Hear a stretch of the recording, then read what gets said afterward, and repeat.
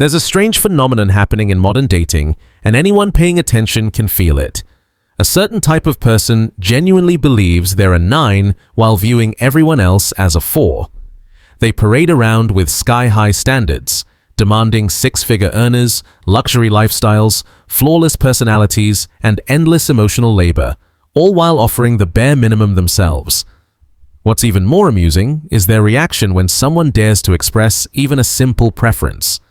Suddenly, it's shallow, toxic, problematic, or discriminatory.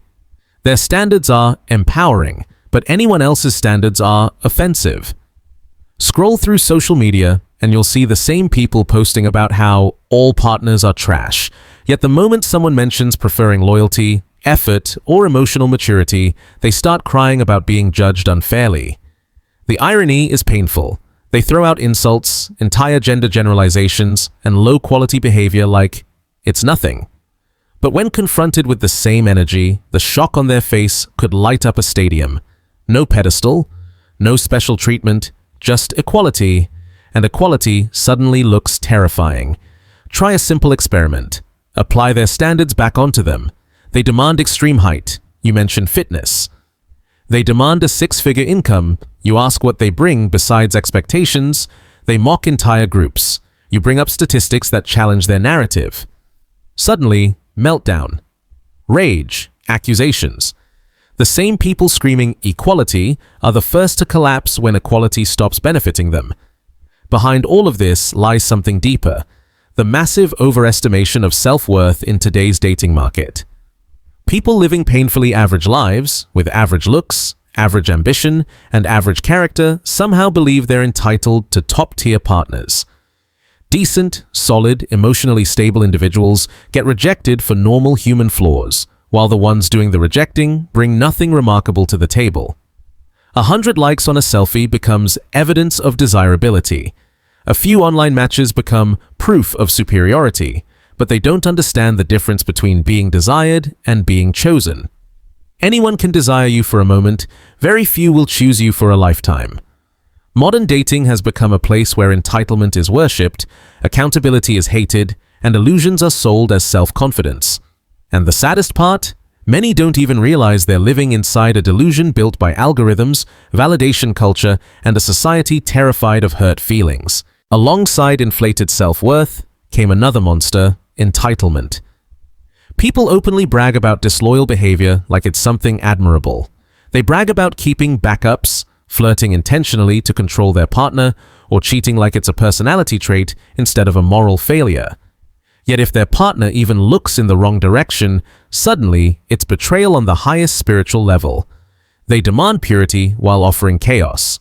They demand commitment while entertaining options. They want loyalty but behave like tourists in other people's lives. Accountability, nowhere to be found. Then there are the expectations: breathtaking, unrealistic, almost comedic. Some individuals genuinely believe that others owe them luxury, attention, gifts, stability, emotional labor, and effort simply because they exist. Not because they're exceptional, not because they've invested in the relationship, just because they showed up. Requirements lists longer than job applications, demands that stretch from income to personality traits to physical attributes, all coming from someone who brings nothing but entitlement in return. This isn't self-respect, it's delusion dressed as standards. Modern hookup culture only deepened the wound. People with endless situationships and short-term flings can't understand why they struggle to bond deeply. They want the freedom of a player but the treatment of a committed partner. They want the emotional benefits of stability while behaving with the detachment of someone who refuses to invest. Biology doesn't negotiate with inconsistency. Hearts aren't built for casual consumption. And yet, the culture encourages it, telling people that detachment is power and vulnerability is weakness. Double standards roam freely. Weight expectations, emotional effort, loyalty, communication. The rules magically shift depending on who benefits. A behavior that gets one person forgiven gets another person condemned. That's not equality, that's selective morality. And when you point out the pattern, labels start flying: misogynist, misandrist, toxic, insecure, judgmental. It's remarkable how loudly people preach, "Accept me as I am," while refusing to accept even mild feedback about themselves. Modern culture doesn't just tolerate bad choices, it protects them. It shields reckless behavior with buzzwords, excuses irresponsibility with pseudo-psychology, and blames consequences on everyone except the person who created them. Emotional instability, impulsive decisions, broken relationships, everything gets justified, everything except accountability. The biggest irony of all is how many people who once celebrated independence are now overwhelmed by it. For years, society told them they didn't need anyone, but reality arrived quietly, brutally. Bills don't care about empowerment slogans, responsibilities don't care about curated Instagram aesthetics. Handling adulthood without support suddenly doesn't look as glamorous as advertised. The same individuals who mocked traditional partnership structures now realize that stability, commitment, and teamwork weren't prisons. They were foundations.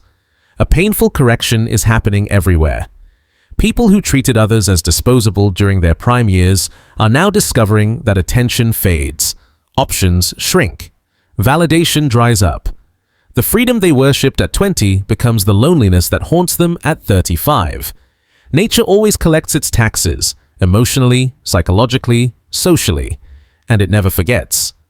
Meanwhile, countless men are quietly opting out, not in anger, in peace. They're choosing solitude over chaos, boundaries over resentment, growth over emotional minefields. They finally see their value instead of constantly trying to prove it to people who never respected it.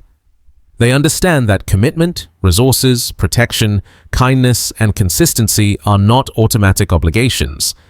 Many will not give these things to someone who views them as disposable or replaceable. And instead of adjusting, many individuals double down on shaming tactics that no longer work. The world has changed, and pretending otherwise won't rewind time. Modern dating dysfunction didn't appear magically. It came from expecting traditional benefits while abandoning traditional responsibilities. People want partnership without contribution. They want loyalty without sacrifice. They want privilege without reciprocity. They want to be treated like royalty while offering the bare minimum in return. And when confronted with the same standards they impose, suddenly it's unfair, unrealistic, judgmental. Equality only feels good when it benefits them. The moment it requires effort, they want the old roles back. This is the reality check modern dating desperately needed. It didn't collapse randomly, it collapsed because entitlement rose faster than accountability. Expectations skyrocketed while effort evaporated. People stopped investing in themselves and started overvaluing themselves. Social media replaced self-improvement with self-delusion. Validation replaced character. Short-term pleasure replaced long-term vision. People forgot that relationships aren't built on demands. They're built on contribution. They aren't sustained by attention. They're sustained by effort. They don't grow through ego. They grow through humility, responsibility, and emotional maturity. And now, culture is facing the consequences. People want meaningful connection but sabotage it with inconsistent behavior. They want loyal partners while keeping backup options. They want emotional support while offering none.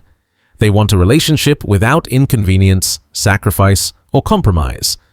The people who once believed they had endless choices are learning that choices shrink when character is weak. The ones who mocked stability now crave it. The ones who treated others as replaceable now feel the sting of being ignored. Dating didn't break. People broke it. So now the question shifts back to you, the reader. When did you start matching people's energy instead of overextending? When did you realize that some individuals don't want equality? They want special treatment disguised as equality? When did you finally understand that peace is more valuable than potential? Your story matters because you're not alone. Every person who's been taken advantage of, manipulated, undervalued, or drained eventually reaches a turning point. And once that turning point arrives, nothing looks the same again.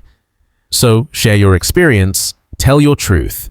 Because the modern dating landscape isn't changing until people start telling the uncomfortable realities everyone is silently living.